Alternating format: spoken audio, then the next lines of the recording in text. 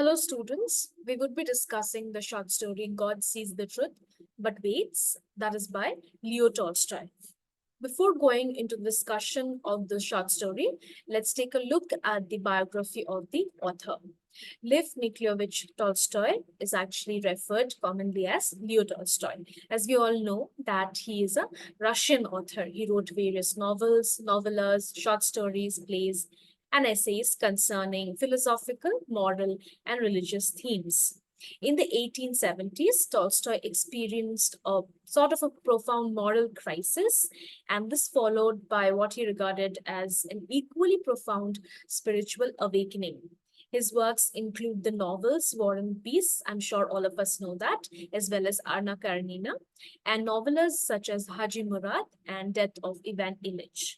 Tolstoy served as a second lieutenant in an artillery regiment during the Crimean War.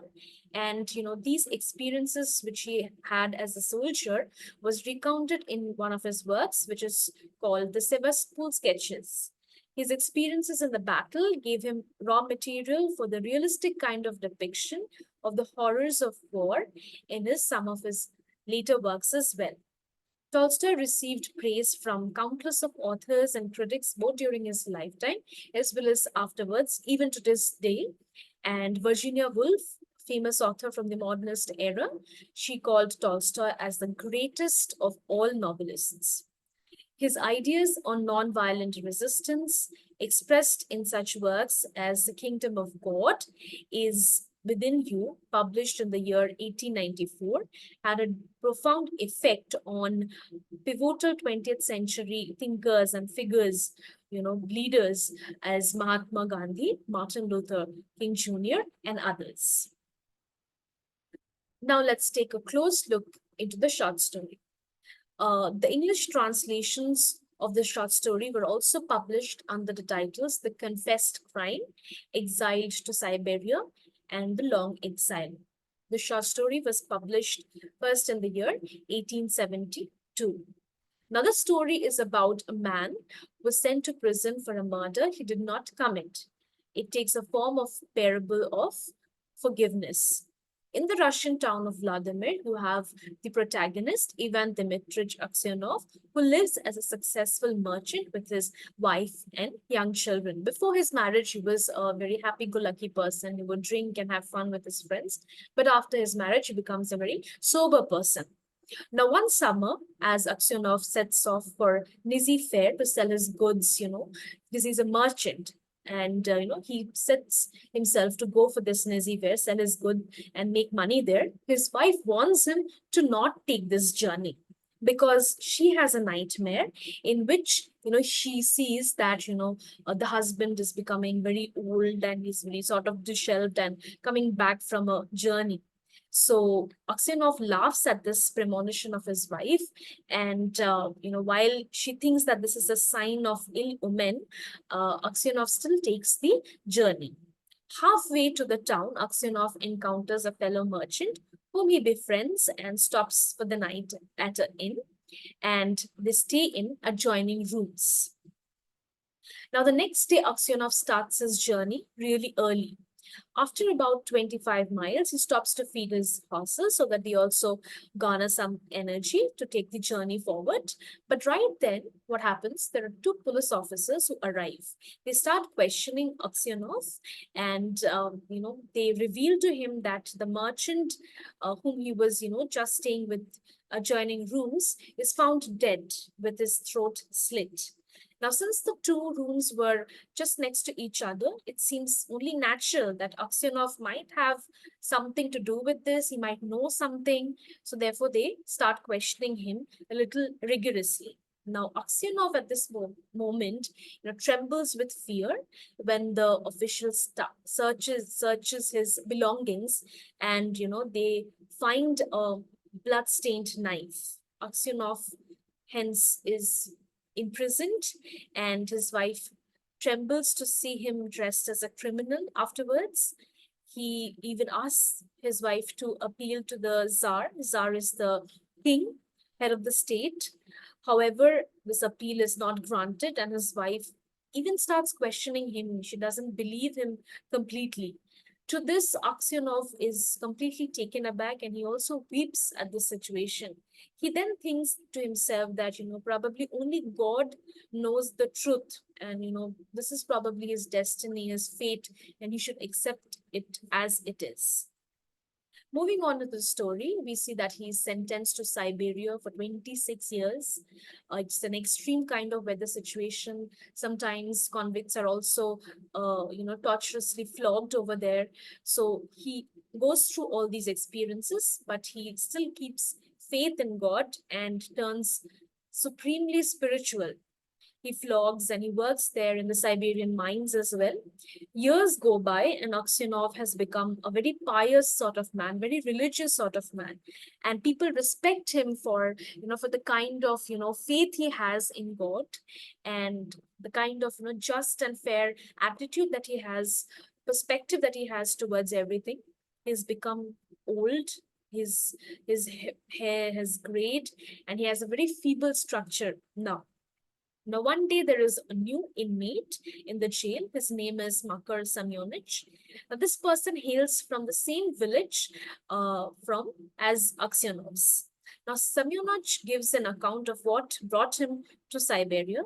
He discloses to everybody that he was convicted on the account of stealing someone's horse, whereas he had only borrowed it. Now, the irony lies in the fact that he got away with doing something grave, and on this pity account he was just getting imprisoned. Now Aksionov begins to suspect this man of the misery that came on him years ago. However, he pledges to stay away from this man. One night, Aksionov was taking a stroll around the jail. He suddenly finds Makar Semyonich digging a tunnel to, he was digging it to escape the imprisonment. Makar Semyonich even offers Aksionov to escape with him. But, obviously Aksionov declines because of his integrity. And at this moment, Semyonich threatens him that if he mentions this to anyone else, that he was digging a tunnel to escape, then he is going to kill Aksionov.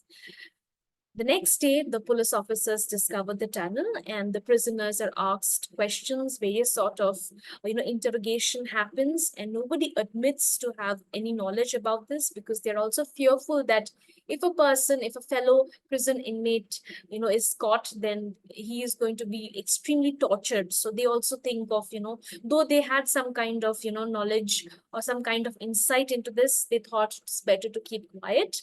And Aksionov also declines to say anything as well. Semyonich is moved by this gesture of Aksionov. He couldn't imagine that Aksionov is going to do this to him.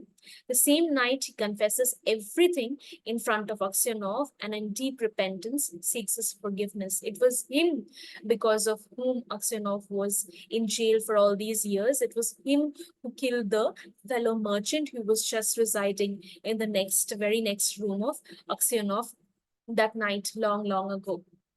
Now, seeing Semyonich in deep guilt, Aksionov also weeps with him and says that probably God will forgive him. Semyonich confesses all his crime to the jailer the next day and goes without saying that Aksionov's release is arranged. But the sad part is that, he, before his release is executed, Aksionov dies peacefully in the jail itself. Probably he made peace with his, fate, with his destiny. So this is the end of the short story. Now let's take a look at the major characters.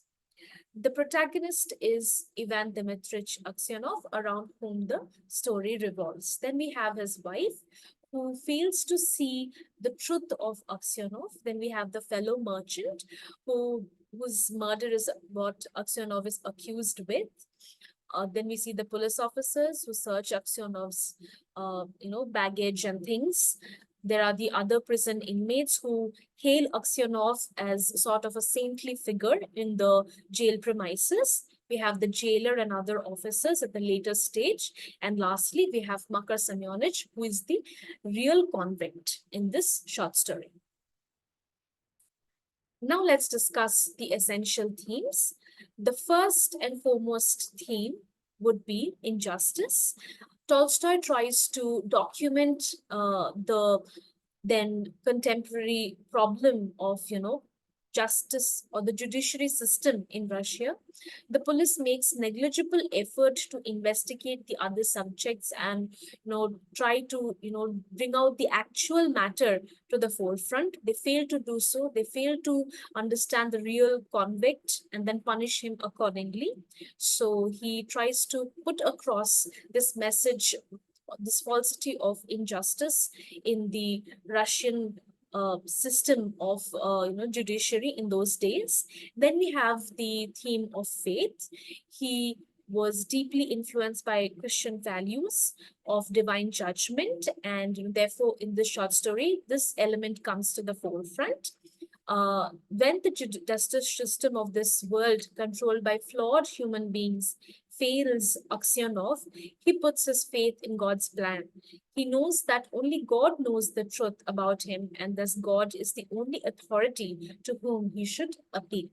And lastly, we see the theme of forgiveness and acceptance.